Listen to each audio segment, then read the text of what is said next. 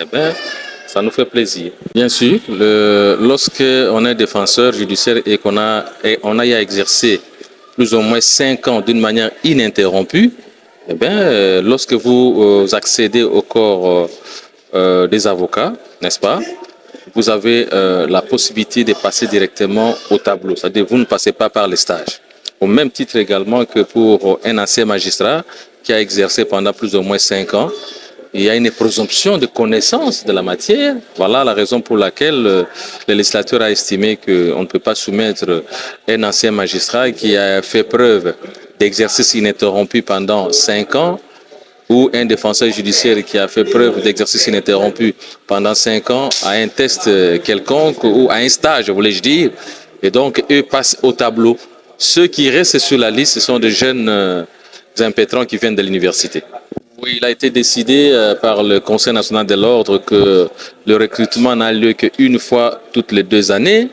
Et donc, nous avons décidé, nous sommes dans le délai.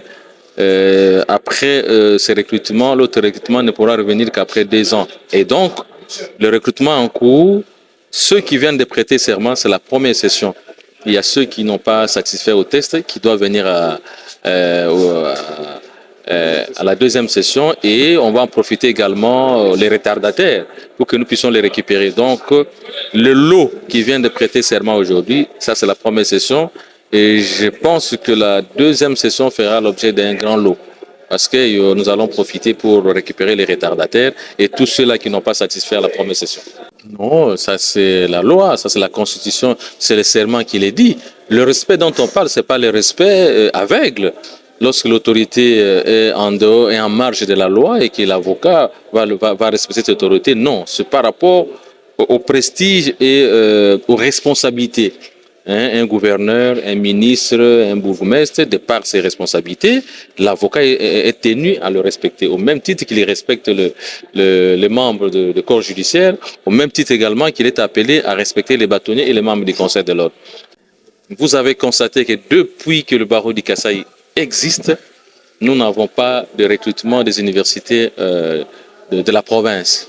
Et ça, j'explique et je me répète, nous allons continuer comme ça, nous avons jeté les jalons.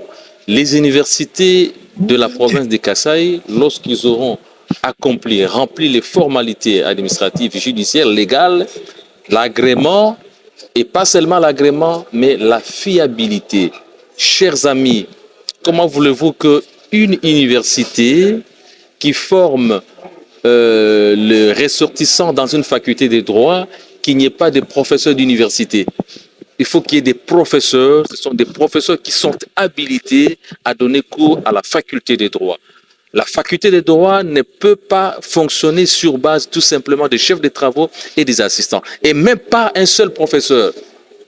Alors, vous pouvez être agréé, c'est vrai, la loi dit, on peut prendre les ressortissants des universités agréés, mais lorsque nous faisons une commission d'enquête pour vérifier la fiabilité, eh bien, nous constatons que vous n'avez pas de locaux.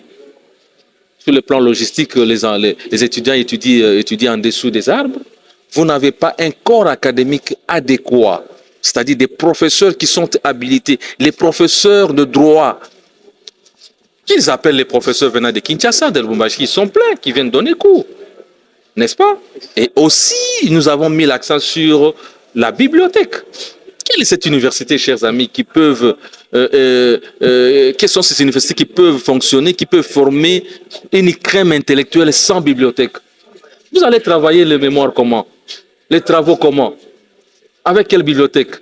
Lorsque nous visitons, nous voyons que ça c'est de la blague. Eh bien, nous restons dans la logique où dès que les universités de la province réuniront ces conditions, nous ne manquerons pas de le prendre. Et vous savez, non, moi je ne suis pas habilité, je ne suis pas une institution habilitée à fermer. Je n'aime pas qu'il ferme, j'aime au contraire qu'il s'amende. Vous savez, c'est un manque à gagner, je pleure tout le jour. Vous pensez combien de moyens je manque par le fait que les universités du Kasaï ne réunissent pas les conditions?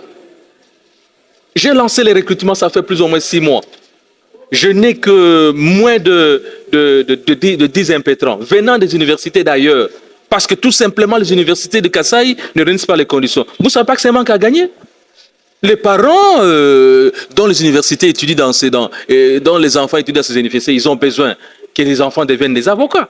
C'est un manque à gagner pour les parents. C'est un manque à gagner pour les enfants eux-mêmes. C'est un manque à gagner pour le barreau.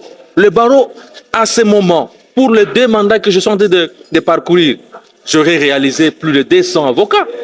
Mais nous sommes en dessous des 100. Pourquoi? Parce que la pépinière qui devrait être les universités de Kasaï ne donnent pas. Et sur le plan de finances, vous savez, si tous ces étudiants qui terminent aux universités de Kasaï ici, s'ils pouvaient, avoir la facilité de pouvoir prêter serment, mais les barreaux de Kasaï ne manqueraient pas de moyens de sa politique. Vous le savez certainement que je suis en train de construire. Nous sommes les rares des barreaux, jeunes, nouveaux, avec un défi de construction. Nous construisons, mais nous construisons avec quels moyens?